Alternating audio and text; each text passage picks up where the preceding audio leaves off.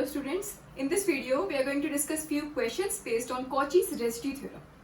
In the last video we have studied the Cauchy's residue theorem along with its proof. Now in this video we will discuss few questions based on it. Fine. So first of all, what is Cauchy's residue theorem? क्या होती है Cauchy's residue theorem जो हमने पढ़ी थी ना last video में? Look, Cauchy's residue theorem states that if a function fz is analytic within and on a closed contour C, except at a finite number of poles, then integral of the function along that closed contour is equal to 2 pi I into sum of the residue of the function at each of its poles. यही होती है आपकी Cauchy's residue theorem कि अगर आपका function analytic है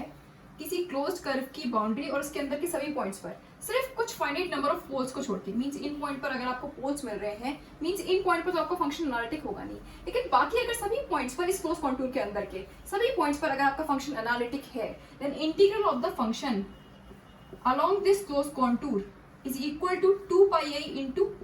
sum of the residue of the function at each of its poles. Means in poles पर जो आप residue find करोगे function के लिए,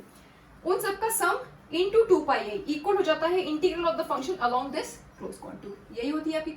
Cauchy's residue theorem. ठीक है, इसका proof हमने पढ़ा था last video में. ठीक है, अब इस वीडियो में we are going to discuss few questions based on this Cauchy's residue theorem. Fine.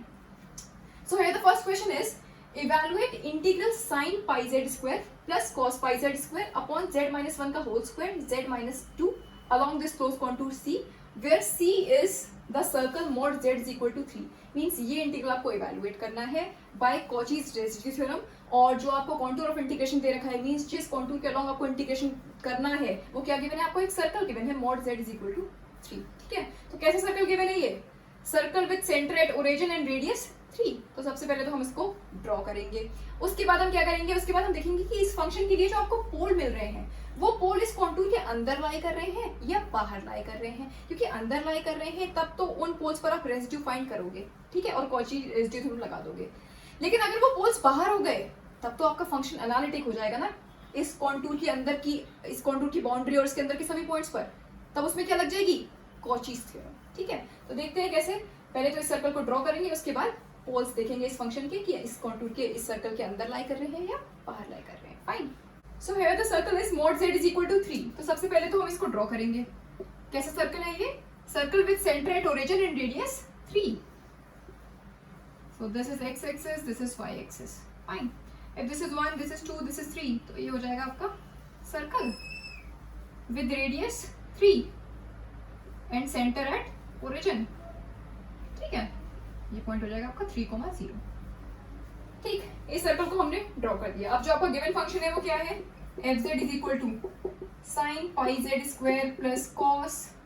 Pi z square upon z minus 1 का होल स्क्वायर जेड माइनस 2. ये आपको फंक्शन गिवन है. ठीक है, अब इस फंक्शन के लिए हम पोल्स डिटरमाइन करेंगे. और पोल्स कैसे डिटरमाइन करते हैं, जो भी आपको फंक्शन गिवन है उसमें डिनोमिनेटर को 0 से इक्वेट कर दो तो आपको पोल्स मिल जाते हैं. ठीक है, तो पोल्स आर गिवन बाय, इसमें डिनोमिनेटर क्या है, z माइनस 1 का whole square and z minus 2. इसको 0 से इक्वेट कर दीजिए. Means z minus 1 whole square z minus 2 is equal to 0. तो क्या मिलेगा आपको, z is equal to 1,1 and 2. ये मिल गए. जब z माइनस 1 के होल स्क्वायर को 0 से इक्वेट करोगे तो आपको क्या मिलेगा, z is equal to 1 and z is equal to 1. और z minus 2 is equal to 0 रखोगे तो क्या मिलेगा, z इज इक्वल टू 2. ठीक है, तो ये आपको पोल्स मिले, z is equal to 1, z is equal to 1 and z is equal to 2. Means इन पॉइंट पर आपका फंक्शन एनालिटिक नहीं है, बाकी के सारे पॉइंट्स पर फंक्शन एनालिटिक है आपका. पोल्स वो पॉइंट होते हैं जिस पर आपका फंक्शन एनालिटिक नहीं होता है. Means z is equal to 1, z is equal to 1 और z इज इक्वल टू 2, इन पॉइंट्स पर आपका फंक्शन एनालिटिक नहीं है, बाकी के सारे पॉइंट्स पर आपका फंक्शन एनालिटिक है इस क्लोज कॉन्टूर के अंदर. फाइन. तो इन पोल्स पर अब हम रेसिड्यू फाइंड करेंगे. अच्छा, मैंने बोला कि रेसिड्यू आप उन्हीं पोल्स पर फाइंड करोगे जो पोल्स आपके इस कॉन्टूर के अंदर लाई कर रहे होंगे. क्योंकि बाहर अगर आपका जो पोल है वो कॉन्टूर के बाहर हो गया तब फंक्शन एनालिटिक हो जाएगा इस कॉन्टूर की बाउंड्री और उसके अंदर के सभी पॉइंट्स पर, तब उसमें लग जाएगी Cauchy's थ्योरम. Cauchy's थ्योरम क्या कहती है कि अगर आपका फंक्शन एनालिटिक है किसी क्लोज कॉन्टूर की बाउंड्री और उसके अंदर के सभी पॉइंट्स पर, तो integral of the function along that close contour is equal to 0. ठीक है, तो इंटीग्रल की वैल्यू तो 0 हो जाएगी. ठीक, अगर आपका पोल कॉन्टूर के बाहर हो गया. ठीक, तो सबसे पहले तो ये देखना पड़ेगा कि ये पोल्स अंदर लाई कर रहे हैं या बाहर लाई कर रहे हैं. देखो, z इज इक्वल टू 1 का मतलब क्या है, z इज इक्वल टू 1 का मतलब क्या है, देखो z क्या होता है आपका x प्लस i है. Means z is equal to 1 का मतलब क्या है, x 1 है और y 0 है. मीन्स ये पॉइंट 1,0. और z इज इक्वल टू 2 का मतलब क्या है, x 2 है और y 0 मीन्स 2, 0। अब देखो 1, 0 और 2, 0 क्या इस कॉन्टूर के अंदर लाई कर रहे हैं या बाहर लाई कर रहे हैं? देखो 1, 0 आपको यहाँ मिल रहा है, ये तो मिलेगा 1, 0 और 2, 0 यहाँ पर है, मीन्स दोनों पोल्स आपके इस सर्कल के अंदर लाई कर रहे हैं, मीन्स दोनों पर हम रेसिड्यू फाइंड कर लेंगे, ठीक। और फिर कॉचीज रेसिड्यू थ्योरम लगा लेंगे और इस इंटीग्रल को इवैल्यूएट कर लेंगे। फाइन। अब देखो z इज इक्वल टू 1 पर आपको मिल रहा है डबल पोल, दो बार आया ना z is equal to 1 and z is equal to 1, z minus 1 की पावर यहाँ पर 2 है ना, इसका मतलब z इज इक्वल टू 1 पर आपको डबल पोल मिल रहा है और z इज इक्वल टू 2 पर आपको सिंपल पोल मिल रहा है। Fine. Simple pole at z is equal to 2 and double pole at z is equal to 1, ठीक है। सिंपल पोल पर भी रेसिड्यू कैसे फाइंड करते हैं वो भी हमने पढ़ा था लास्ट वीडियो में, और डबल पोल पर कैसे फाइंड करते हैं मींस मल्टीपल पोल्स पर हम रेसिड्यू कैसे फाइंड करते हैं वो भी हमने पढ़ा था, ठीक है। तो अब z is equal to 2 means simple pole पर सिंपल पोल मिल रहा है ना z इज इक्वल टू 2 पर, इस पर रेसिड्यू फाइंड करेंगे, और z इज इक्वल टू 1 पर जो आपको डबल पोल मिल रहा है इसके लिए रेसिड्यू फाइंड करेंगे। फाइन। देखिए यहाँ पर z इज इक्वल टू 2 पर आपको सिंपल पोल मिल रहा है, तो पहले z इज इक्वल टू 2 पर रेसिड्यू फाइंड कर ले रहे हैं, उसके बाद z इज इक्वल टू 1 पर रेसिड्यू फाइंड कर लेंगे, ठीक है। तो सिंपल पोल पर रेसिड्यू कैसे फाइंड करते हैं, क्या बताया था लास्ट वीडियो में कि residue of the function at z is equal to a, अगर z is equal to a पर आपको सिंपल पोल मिल रहा है तो residue of the function at z is equal to a क्या हो जाता है, limit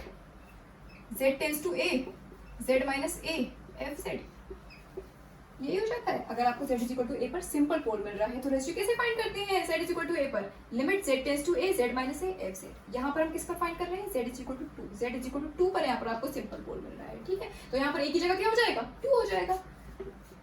residue of the function at z is equal to 2, limit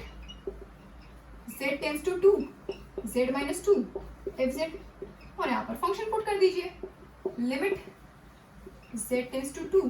z minus 2, और फंक्शन क्या था आपका, sine pi z square plus cos pi z square upon z minus 1 का whole square z minus 2, ठीक है। तो ये z माइनस 2 कैंसिल, क्या बचा, sine pi z square plus cos pi z square upon z minus 1 का whole square, limit z tends to 2। तो ये क्या मिल जाएगा आपको, साइन 4 पाई, देखो यहाँ पर क्या लिमिट z टेंड्स टू 2 है ना, और sign pi z square plus cos pi z square, तो यहाँ पर क्या हो जाएगा 2 का स्क्वायर मींस 4, तो साइन 4 पाई प्लस कॉस 4 पाई, ठीक है। और डिनोमिनेटर में क्या हो जाएगा, देखो यहाँ पर 2 पुट करोगे z की जगह पर, तो 2 माइनस 1 मींस 1, 1 का स्क्वायर मींस 1, तो ये मिल गया sine 4 pi plus cos 4 pi, और sine 4 pi means 0, cos 4 pi means 1, तो ये आ गया 1। Residue of the function at z is equal to 2 क्या मिल गया आपको, 1, ठीक। डबल पोल पर फाइंड कर लेंगे, z इज इक्वल टू 1 पर आपको डबल पोल मिल रहा है ना, तो अब इस पर रेसिड्यू फाइंड कर लेंगे, ठीक है। Now residue of the function at z is equal to 1, z is equal to 1 पर आपको डबल पोल मिल रहा है ना, तो अब इस पर रेसिड्यू फाइंड करेंगे। देखो लास्ट वीडियो में हमने पढ़ा था कि किसी भी मल्टीपल पोल पर रेसिड्यू कैसे फाइंड करते हैं, मींस अगर z is equal to a पर जो आपको पोल मिल रहा है उसका अगर ऑर्डर m हो तो उस पर हम रेसिड्यू कैसे फाइंड करते हैं, क्या पढ़ा था हमने कि residue of the function at z is equal to a, अगर z is equal to a पर जो आपको पोल मिल रहा है अगर उसका ऑर्डर m हो तो फॉर्मूला क्या हो जाता है, limit z tends to a 1 upon m minus 1 factorial dm minus 1 upon dz m minus 1 z minus a की पावर m f z, यही पढ़ा है कि अगर z is equal to a पर जो आपको पोल मिल रहा है अगर उसका ऑर्डर m हो तो उस पर हम रेसिड्यू कैसे फाइंड करते हैं, limit z tends to a 1 upon m minus 1 factorial dm minus 1 upon dz m minus 1 z minus a raise to the power m f z, means z minus a raise to the power m f z, इसका m minus 1 times differentiation with respect to z into 1 upon m minus 1 factorial, और limit z tends to a ले लो, तो आपको residue मिल जाएगा z is equal to a पर, means z is equal to a पर जो आपको पोल मिल रहा है जिसका ऑर्डर m है उस पर हम रेसिड्यू इस तरह से फाइंड करते हैं, ये हमने पढ़ा था लास्ट वीडियो में, ठीक है। तो अभी यहाँ पर z इज इक्वल टू 1 पर जो आपको पोल मिल रहा है उसका ऑर्डर क्या है, 2 है, तो यहाँ पर m की जगह क्या हो जाएगा, 2 हो जाएगा, ठीक है। तो ये फॉर्मूला क्या हो जाएगा, लिमिट z टेंड्स टू 1, क्योंकि a की जगह क्या है 1, किस पर हम फाइंड कर रहे हैं, 1 पर ही तो फाइंड कर रहे हैं, 1 पर मिला है आपको double pole, means limit z tends to 1। देखो यहाँ पर m की जगह पर 2 पुट करोगे क्योंकि z इज इक्वल टू 1 पर जो आपको पोल मिल रहा है उसका ऑर्डर क्या है 2, मींस m क्या है 2, तो 1 अपॉन 2 माइनस 1, 2 माइनस 1 मींस 1, तो 1 फैक्टोरियल मींस 1, ठीक है। तो ये तो आपको 1 मिल गया। d यहाँ पर क्या हो जाएगा m की जगह पर 2, 2 माइनस 1, यहाँ पर भी 2 माइनस 1 मींस सिर्फ एक बार डिफरेंशिएशन होगा विद रिस्पेक्ट टू z, ठीक। ये आ गया d बाई डी जेड, यहाँ पर z माइनस 1 की पावर 2 और fz, ठीक है। अब ये फाइंड कर लेंगे, यहाँ पर फंक्शन पुट कर दीजिए, क्या हो जाएगा, limit z tends to 1 d upon d z, z minus 1 का स्क्वायर, और फंक्शन क्या था आपका, sine pi z square plus cos pi z square upon z minus 1 का स्क्वायर और z माइनस 2, यही था। z माइनस 1 का स्क्वायर, z माइनस 1 का स्क्वायर कैंसिल, क्या बचा, sine pi z square plus cos pi z square upon z minus 2, ये बचा, ठीक है। अब इसको डिफरेंशिएट करेंगे विद रिस्पेक्ट टू z, ठीक, उसके बाद लिमिट z टेंस टू 1 लगा देंगे इसमें, तो आपको रेसिड्यू मिल जाएगा z इज इक्वल टू 1 पर, z इज इक्वल टू 1 पर जो आपको डबल पोल मिल रहा है उस पर हमें रेसिड्यू मिल जाएगा, ठीक। तो ये मिल गया आपको residue of the function at z is equal to 1 is equal to limit z tends to 1 d by d z sine pi z square plus cos pi z square upon z minus 2, ये मिल गया। अब इसको एक बार differentiate कर लेंगे with respect to z, तो देखो क्या मिल जाएगा, लिमिट z टेंस टू 1, और इसको एक बार डिफरेंशिएट करेंगे विद रिस्पेक्ट टू z, तो ये क्या मिलेगा, डिनोमिनेटर में आ जाएगा z माइनस 2 का होल स्क्वायर, z माइनस 2 और sign pi z square plus cos pi z square को डिफरेंशिएट करो विद रिस्पेक्ट टू z, तो क्या मिलेगा, 2 पाई z cos pi z square minus 2 पाई z sign pi z square, यही मिलेगा। देखो साइन पाई जेड स्क्वायर को आप डिफरेंशिएट करोगे विद रिस्पेक्ट टू z, तो क्या मिलेगा, cos पाई जेड स्क्वायर, और पाई जेड स्क्वायर को फिर से करोगे तो 2 pi z means 2 pi Z cos pi z square. Similarly cos pi z square को डिफरेंशिएट करोगे विद रिस्पेक्ट टू z, तो क्या मिलेगा, minus sine pi z square, और पाई जेड स्क्वायर को फिर से करोगे तो 2 pi z means minus 2 pi z sine pi z square, ठीक है, minus sine pi z square plus cos pi z square, ठीक है, और z माइनस 2 को करोगे, z माइनस 2 को एक बार डिफरेंशिएट करोगे विद रिस्पेक्ट टू z, तो क्या मिलेगा, 1, ठीक है। तो ये टर्म मिल गया आपको जब आपने इसको डिफरेंशिएट किया विद रिस्पेक्ट टू z, तो आपको ये मिल गया, ठीक है। आप लगा दो लिमिट z टेंस टू 1, चाहे तो इसको थोड़ा सॉल्व कर लो उसके बाद लगा दो या फिर डायरेक्टली लगा दो, फाइन। तो देखो जब लिमिट लगाओगे z टेंस टू 1 तो क्या मिलेगा, 1 minus 2 means minus 1 means minus, यहाँ पर 2 पाई, और यहाँ पर देखो यहाँ पर 1 का स्क्वायर हो जाएगा, 1 का स्क्वायर मींस 1, यहाँ पर भी 1 स्क्वायर मींस 1, तो ये क्या हो जाएगा, 2 पाई cos pi minus 2 pi sine pi, ठीक है, और माइनस यहाँ पर भी देखो 1 का स्क्वायर हो जाएगा, जब लिमिट z टेंस टू 1 रखोगे तो ये हो जाएगा आपका sine pi plus cos pi upon यहाँ पर रखोगे 1 माइनस 2 का स्क्वायर मींस माइनस 1 का स्क्वायर मींस 1, ठीक है। तो ये क्या हो गया, अब देखो cos पाई मीन्स माइनस 1, तो ये हो गया माइनस 2 पाई, ठीक है, और साइन पाई मीन्स 0, तो ये हो गया 0 माइनस, यहाँ पर देखिए साइन पाई मीन्स 0 और cos पाई मीन्स माइनस 1, ठीक है। तो ये आ गया आपका 2 पाई प्लस 1, जो हमने रेसिड्यू फाइंड किया of the function at z is equal to 1, z is equal to 1 पर जो आपको डबल पोल मिल रहा था उस पर हमने रेसिड्यू फाइंड किया, वो आपको क्या मिला, 2 पाई प्लस 1, ये मिल गया, ठीक है। और जो हमने z इज इक्वल टू 2 पर रेसिड्यू फाइंड किया था वो हमें क्या मिला था, 1, ठीक है। अब क्या करेंगे, इन दोनों रेसिड्यूज को ऐड कर देंगे, इनटू 2 पाई आई कर देंगे, तो वो आपका हो जाएगा integral of the function along this close contour mod z is equal to 3, ठीक है।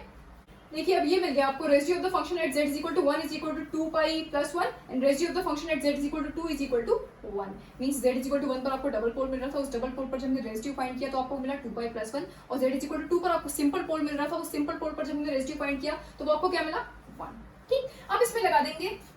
कॉचीज रेसिड्यू थ्योरम, उस इंटीग्रल को इवैल्यूएट करने के लिए by Cauchy's residue theorem we have, क्या होती है कॉचीज रेसिड्यू थ्योरम, कि if fz is analytic within and on a closed contour C except at a finite number of poles, then the integral of the function along that closed contour is equal to 2 pi a into sum of the residue of the function at each of its poles। यहाँ पर जो आपको contour given था वो क्या given था, एक circle given था mod z is equal to 3, ठीक। तो सबसे पहले तो हमने ये देखा कि जो आपके पोल्स हैं वो सर्कल के अंदर लाई कर रहे हैं या बाहर लाई कर रहे हैं, तो दोनों पोल्स आपके सर्कल के अंदर लाई कर रहे हैं, means z is equal to 1 पर जो आपको डबल पोल मिल रहा है वो भी आपका सर्कल के अंदर लाई कर रहा है, और z इज इक्वल टू 2 पर जो आपको सिंपल पोल मिल रहा है वो भी आपका सर्कल के अंदर लाई कर रहा है। तो मींस दोनों पर हमने रेसिड्यू फाइंड करे, तो z इज इक्वल टू 1 पर जो आपको डबल पोल मिल रहा है उस पर जो रेसिड्यू फाइंड किया वो मिला 2 पाई प्लस 1, और z इज इक्वल टू 2 पर जो सिंपल पोल मिल रहा है, उस पर जो हमने रेसिड्यू फाइंड किया तो वो मिला आपको 1। ठीक, तो क्या लिख सकते हैं कॉचीज रेसिड्यू थ्योरम से कि integral of the function along this closed contours C क्या हो जाता है ये 2 pi a into summation r। summation r क्या होता है sum of the residue of the function at each of its poles, means जो भी पोल्स आपके उस कॉन्टूर के अंदर लाई कर रहे हैं उन पोल्स पर रेसिड्यू फाइंड कर लो और 2 pi a से मल्टीप्लाई कर लो तो integral of the function along this closed contour C हो जाता है। ठीक है, यहाँ पर closed contour C क्या था, सर्कल था mod z is equal to 3। ठीक, तो यहाँ पर जो आपका फंक्शन था वो क्या था, sin pi z square plus cos pi z square upon z minus 1 का होल स्क्वायर z माइनस 2, यही तो इवैल्यूएट करना था आपको। ठीक, फंक्शन की जगह ये आपका फंक्शन गिवन था ना इस क्वेश्चन में। ठीक है, तो ये क्या हो जाएगा 2 पाई a और यहाँ पर रेसिड्यू किस पर फाइंड करा है, जो आपको पोल्स मिल रहे थे जो सर्कल के अंदर थे, z इक्वल टू 1 पर जो आपको डबल पोल मिल रहा है वो भी अंदर था, z इक्वल टू 2 पर जो आपको सिंपल पोल मिल रहा है वो भी सर्कल के अंदर था, मींस दोनों पर हमने रेसिड्यू फाइंड कर लिया। तो यहाँ क्या हो जाएगा 2 pi a into sum of the residues at z is equal to 1 and z is equal to 2, दोनों पर जो हमने रेसिड्यू फाइंड करे हैं उन दोनों का सम कर देंगे इनटू 2 पाई आई कर देंगे, तो ये मिल जाएगा 2 पाई आई और residue eight z is equal to 1 क्या मिला आपको 2 pi plus 1 and residue eight z is equal to 2 क्या मिला 1, तो प्लस 1। ठीक है, मींस देखो 2 पाई प्लस 2, 2 पाई आई और 2 पाई प्लस 2, यहां से हम 2 को कॉमन ले सकते हैं, क्या हो जाएगा 4 पाई आई और ये हो जाएगा पाई प्लस 1। ठीक है, ये मिल गया आपको integral of the function sine pi z square plus cos pi z square upon z minus 1 का whole square z minus 2 along this close contour C. ठीक है, ये क्या मिला आपको 4 पाई आई पाई प्लस 1। ठीक,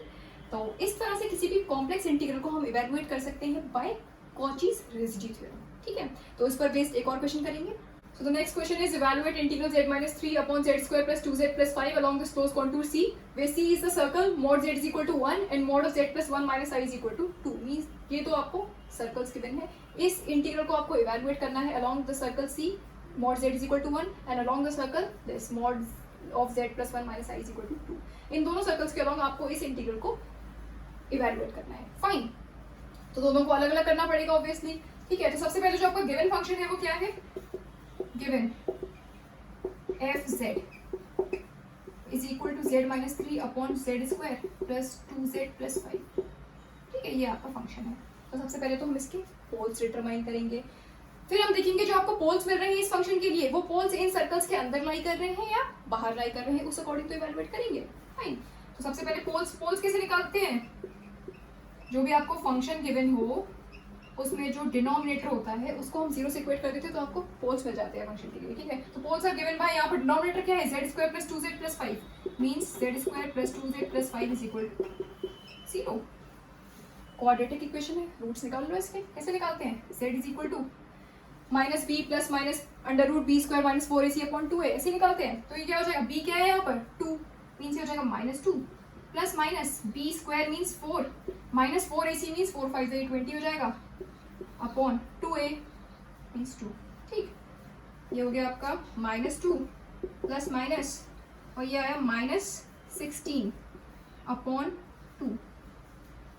इज इक्वल टू क्या लिख सकते हैं, माइनस 2 प्लस माइनस, देखो यहाँ पर माइनस 16 आया मीन्स ये क्या हो जाएगा 4i अपॉन 2। ठीक है, और यहाँ डिनोमिनेटर में 2 है मीन्स ये क्या मिल जाएगा आपको माइनस 1 प्लस माइनस 2i, ये मिल गया आपको z is equal to minus 1 plus minus 2i, means z is equal to minus 1 plus 2i and z is equal to minus 1 minus 2i। ठीक है, ये दो पॉइंट्स मिल गए जिन पर आपको पोल्स मिल रहे हैं, मीन्स इन पॉइंट पर आपका फंक्शन एनालिटिक नहीं है, बाकी के सारे पॉइंट्स पर आपका फंक्शन एनालिटिक होगा। ठीक, तो z is equal to minus 1 plus 2i and z is equal to minus 1 minus 2i, ये पोल्स मिले आपको इस फंक्शन के लिए। फाइन, तो अब पहले पार्ट की बात करते हैं mod z is equal to 1 की। तो देखिए जो आपको गिवन फंक्शन था उसके लिए जो आपने पोल्स फाइंड करे वो आपको क्या मिला, z is equal to minus 1 plus 2i and z is equal to minus 1 minus 2i, means इन पॉइंट पर आपका फंक्शन एनालिटिक नहीं है, बाकी के सारे पॉइंट्स पर आपका फंक्शन एनालिटिक होगा। ठीक है, तो सबसे पहले जो आपका फर्स्ट पार्ट है mod z is equal to 1, means first part में जो आपको कॉन्टूर ऑफ इंटीग्रेशन गिवन है वो एक सर्कल गिवन है mod z is equal to 1, means circle with centre at origin and radius 1। ठीक है, सबसे पहले हम इसको ड्रॉ करेंगे, उसके बाद हम देखेंगे ये जो आपके पोल्स हैं ये इस सर्कल के अंदर लाई कर रहे हैं या बाहर लाई कर रहे हैं. Fine, this is x axis, this is y axis. और कैसा सर्कल है, इस circle with centre at origin and radius 1. तो दिस इज 1, तो ये हो जाएगा आपका circle with radius 1 and centre at origin. ठीक है, ये हमने ड्रॉ कर लिया. अब देखिए ये जो आपके पोल्स हैं ये इस सर्कल के अंदर लाई कर रहे हैं या बाहर लाई कर रहे हैं, क्योंकि अगर अंदर लाई कर रहे हैं तो आप इन पर रेसिड्यू फाइंड करोगे और integral of this function along this close contour C evaluate कर लोगे. ठीक है, लेकिन अगर ये पोल्स बाहर हो गए तब तो आपका फंक्शन एनालिटिक हो जाएगा ना इस सर्कल की बाउंड्री और उसके अंदर के सभी पॉइंट्स पर. और अगर आपका जो फंक्शन है वो एनालिटिक हो जाएगा इसकी बाउंड्री और उसके अंदर के सभी पॉइंट्स पर, तब इसमें लग जाएगी कॉचीज थ्योरम. और कॉचीज थ्योरम क्या कहती है कि अगर आपका फंक्शन एनालिटिक है किसी क्लोज कर्व की बाउंड्री और उसके अंदर के सभी पॉइंट्स पर, तो integral of the function along that close contour क्या हो जाता है, 0. ठीक है, तो देखते हैं कि इसके जो पोल्स हैं वो अंदर लाई कर रहे हैं या बाहर लाई कर रहे हैं. ठीक है, देखो z is equal to -1 + 2i, इसका क्या मतलब है, ये कहां पर लाई करेगा, z is equal to -1 + 2i, इसका मतलब क्या पॉइंट है, -1, 2. यही पॉइंट है ना. क्या होता है, z is equal to x + iy होता है ना, तो मींस x क्या है 1 और y क्या है 2. x है -1 और y है 2. ठीक है, तो पॉइंट क्या है -1, 2. ठीक, और जो सेकंड वाला पॉइंट है वो क्या है, z is equal to -1 - 2i means -1 और -2.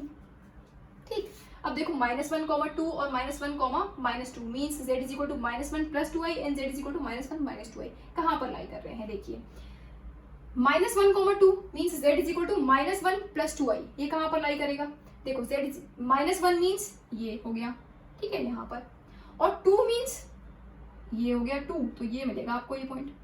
यहाँ पर मिलेगा, z is equal to -1 + 2i, क्योंकि ये हो गया -1 और 2 आपको यहाँ पर मिल रहा होगा मींस ये पॉइंट आएगा आपका z is equal to -1 + 2i means -1,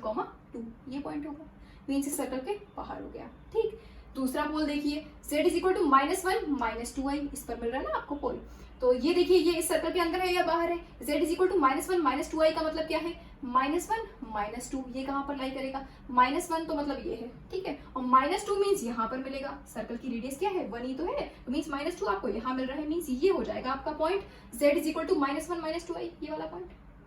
ठीक, अब ये भी सर्कल के बाहर है.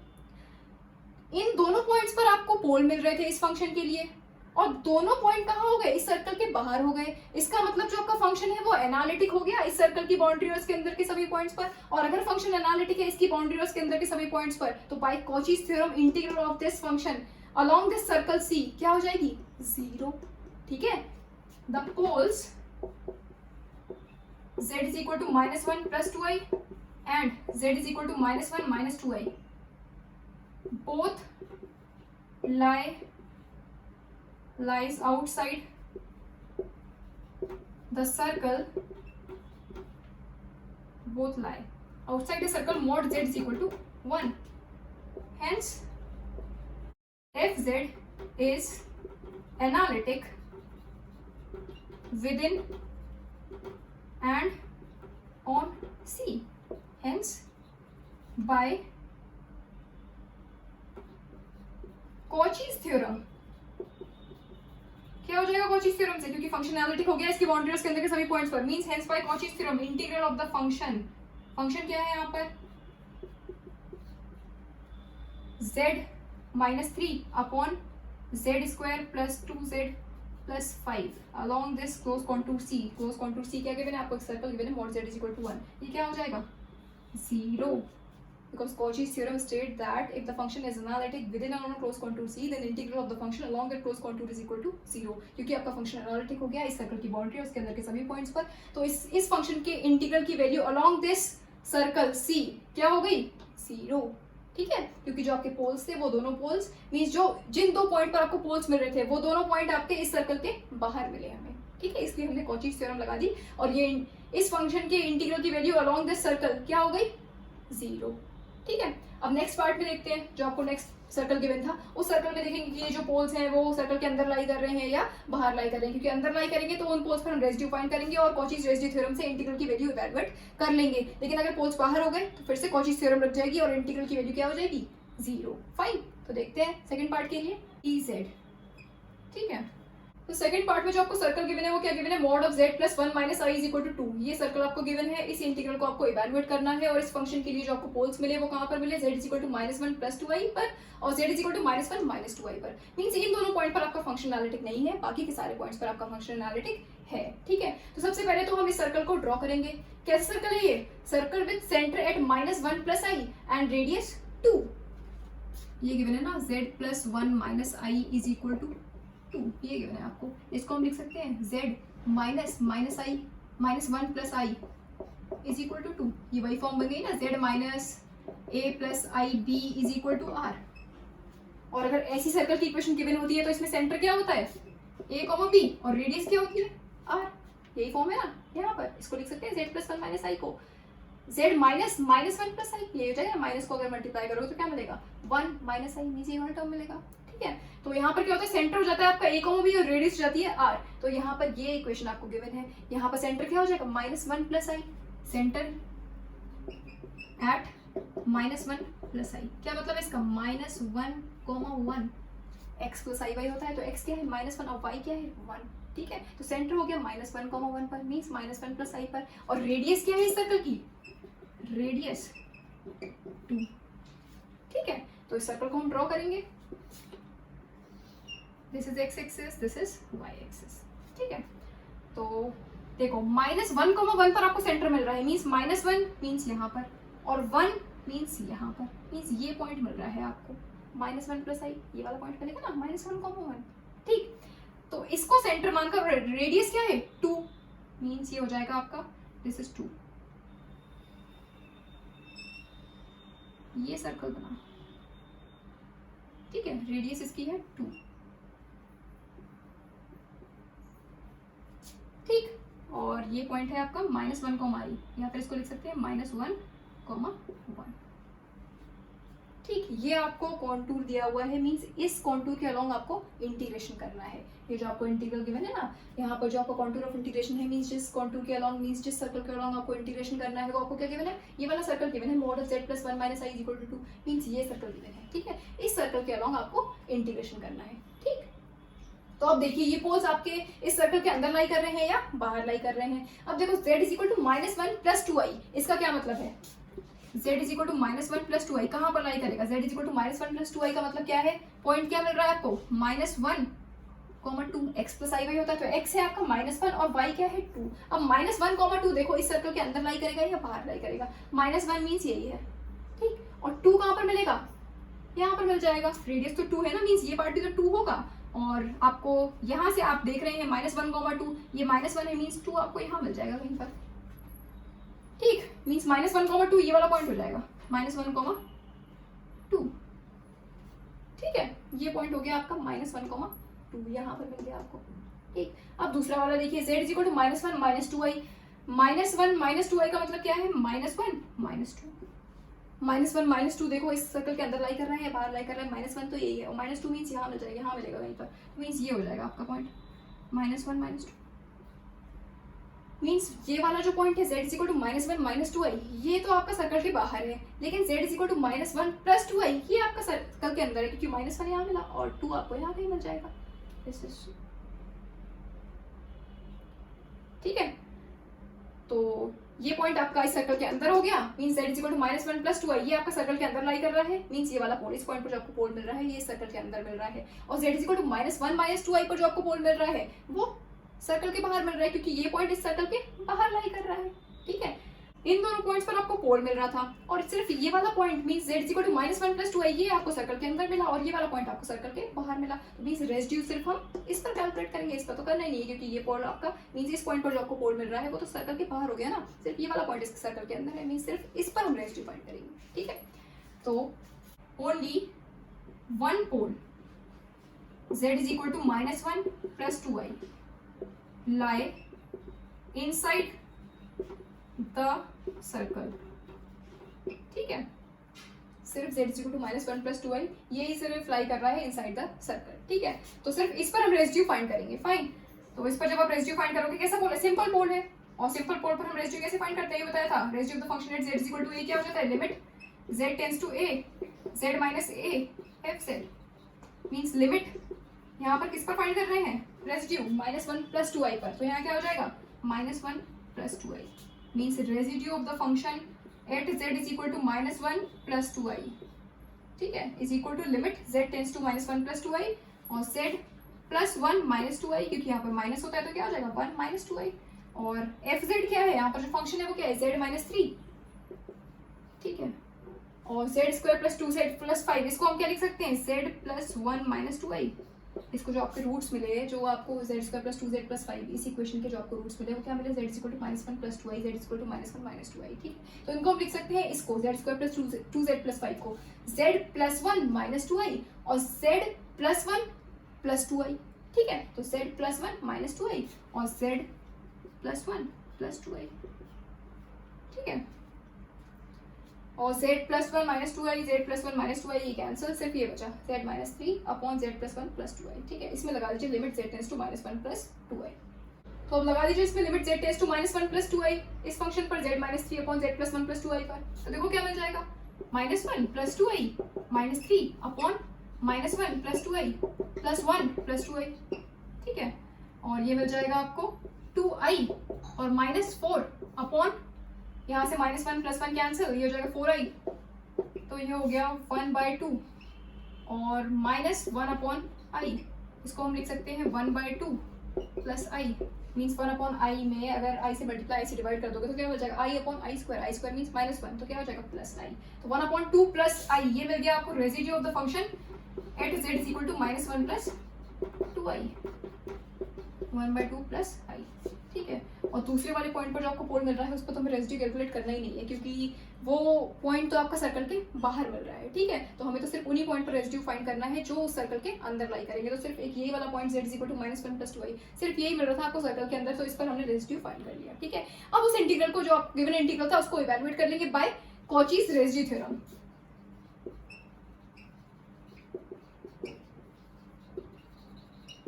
क्या कहती है Cauchy's residue theorem, if the function is analytic within and on a closed contour C except at a finite number of poles, then the integral of the function along that closed contour is equal to 2 pi a into sum of the residue of the function at each of its poles, means